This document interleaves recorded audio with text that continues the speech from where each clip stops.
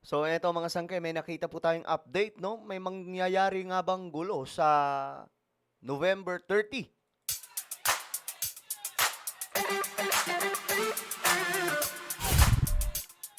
Yo, what's up guys? This is me. I'm back for another vlog today. Kamusta po kayo mga kababayan? At ito nga po, may nasilip lamang po tayo ngayon. No, na mayroon pong nananawagan na magkakaroon daw po ng people power na naman. Anak ng tokwa. Walang katapusan. Walang katapusang ano no? Walang katapusang pagpaplano na pabagsakin si BBM. Ang bihira.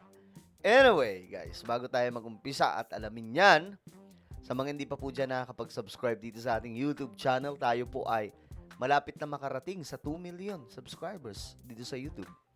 Kaya naman kung ikaw hindi pa po nakakapag-subscribe at gusto mong mapabilang sa dumaraming mga solid sangkay, makikita nyo po yung subscribe button sa baba ng video na to. I-click nyo lamang po yung subscribe, i-click ang bell, at i-click nyo po yung all. Sa mga nanonood po sa Facebook, i-follow nyo po yung ating Facebook page. Alright guys, eto nga po. Pag-usapan po natin ito ngayon kasi nakita ko po itong post. Ayan. Kilala nyo po ba siya? Itong si Norberto Gonzales. Siya po yung tumakbo, mga sangkay, noon sa pagkapangulo. Actually, maganda rin po yung ano nito dati. Advokasya. Kasi parehas po kami nito nananawagan ng pagbabago ng sistema ng ating gobyerno to parliamentary. Kaya nga lang, mga sangkay, wala kulelat Ngayon, eto. Tingnan po ninyo. Nagulat ako kasi may ganito pala silang gagawin. Ayan Tuloy ang people power. Sabi dito, maging handa. Ito to.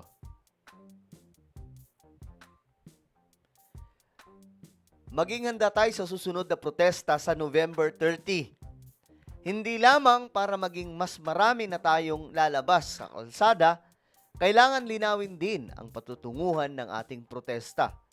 Panindigan natin at sundin ang landas ng isang tunay na pagbabago.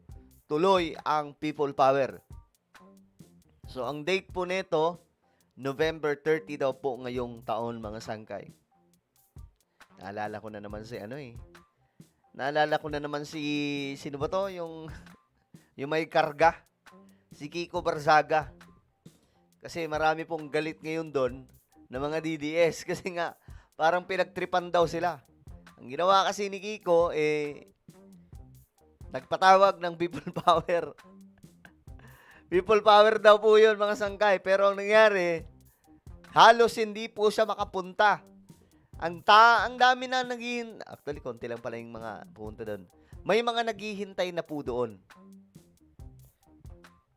Inihintay po siya, tapos late po siyang dumating. Yung nagpatawag ng rally, late dumating.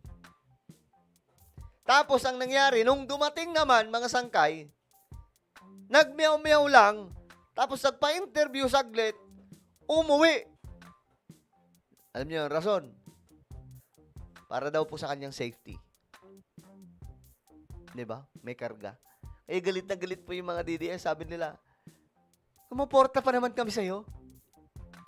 Tapos pagdating mo doon, nagsalita ka lang kaunti, tapos umuwi ka. 'Di ba? Ganun nangyari noon Wala po talaga siyang ginawa doon. As in, nagpa-interview lang. So may mga naniniwala na kahit hindi na muna baguhin ang bulok na sistema ng pamumulitika, ay pwede pa rin na magkaroon ng pagbabago sa lipunan. Pwede pa na magawa ang hangad nating wakasan ang matinding korupsyon sa loob ng gobyerno.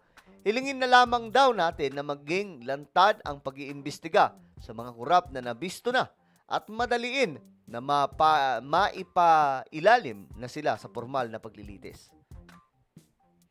Ang sabi pa nila, kung ipagpapatuloy natin ang malawakang protesta, ay baka humantong pa ito sa paggiba mismo ng Estado.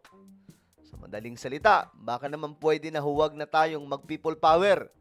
Hintayin na lamang natin ang darating na eleksyon. Hindi na kailangan na isigaw pa natin na mag-resign na ang Pangulo at ang lahat ng mga miyembro ng Kongreso. Sa halip na mag-people power, pagtulungan na lamang nating ipanalo sa susunod na eleksyon ang mga natitira pang malinis o nagmamalinis na mga politiko.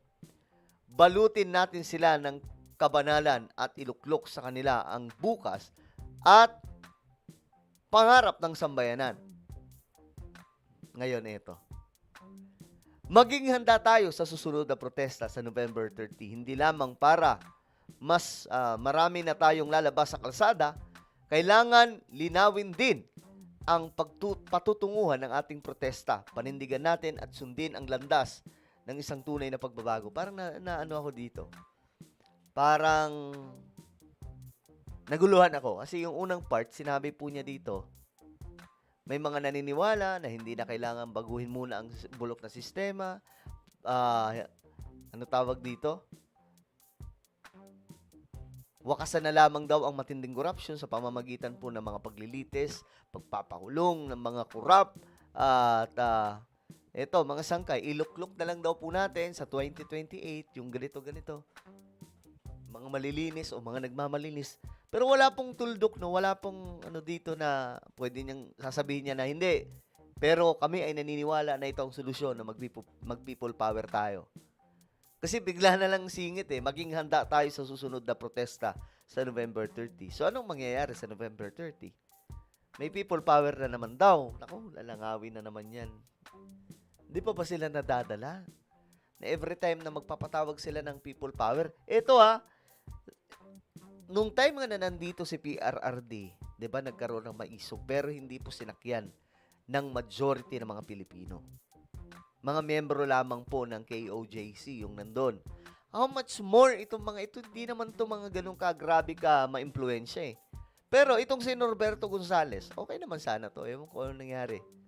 Mga sanggay. Siguro, dala na rin po ng frustration na kailangan ayusin yung ano natin, yung sistema ng politika sa bansa to parliamentary. Pero, mali pa rin, no? Para sa akin, mali na pag-resignin mo yung Pangulo na naglantad ng bulok na sistema.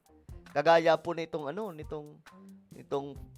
corruption, 'di ba? Dapat nga po extend si BBM kasi wala naman pong ibang pangulo na nakagawa niyan kundi siya lang 'Di ba? Kung hindi nilantad ni BBM 'yon, tingin niyo may mga ganitong klaseng panawagan? Wala. Tingin niyo bukas ang utak natin sa ganitong klaseng kalakaran sa loob ng gobyerno kung hindi nagsalita si BBM? Hindi, mga sangkay. 'Di ba? So, dapat nga sinusuportahan ninyo ang ating Pangulo. Kasi at this very moment, kailangan niya ng suporta ng taong bayan. Kasi kung walang suporta, Diyos mo yung marimar, pwede siyang ilaglag ng mga sindikato na nasa loob ng gobyerno mismo. Kasi pwedeng gawin nila dyan, magsama-sama para lang makaiwas sa kaso. 'Di ba? Magsama-sama tayo. Ituro natin si BBM na mastermind. Tapos, ang gawin natin, magpa-impeach tayo. Pwedeng gawin yun. Para lang hindi sila sumabit. 'Di ba? Pero mga sangkay, baliktad yung kanilang ginagawa 'di ba? Imbes na tulungan si BBM, sila po mismo ang nagda-down sa Pangulo na naglantad sa matinding katiwalian sa Pilipinas. Kahit nga si PRRD, hindi po yan nagawa 'di ba? Nag-expose lang noong 2020, November 6. Pero wala po siyang ginawa para tukuyin at halughugin yung mga kongresista, mga senador, mga miyembro ng DPWH, mga kontratista. Si BBM lamang po ang nakagawa niyan. Wala pong iba. Hindi po ginawa yan nila. Si BBM, kita niyo mga sangkay, yung determinasyon yun niya para pabagsakin itong sindikato na nasa loob ng gobyerno. Ang bihira. Well, ano po ang inyong opinion tungkol po dito? Ano sa tingin niyo, magkakaroon ba ng malaking gulo sa November 30, 2025? Ang bihira. May people power daw na magaganap. Comment down below, mga sangkay. Meron po tayong YouTube channel, Sangkay Revelation. Hanapin nyo po ito sa YouTube. Kapag nakita nyo na, i-click nyo po yung subscribe, i-click ang bell, at i-click nyo po yung all. Ako na po ay magpapaalam. Mag-iingat pong lahat. God bless everyone.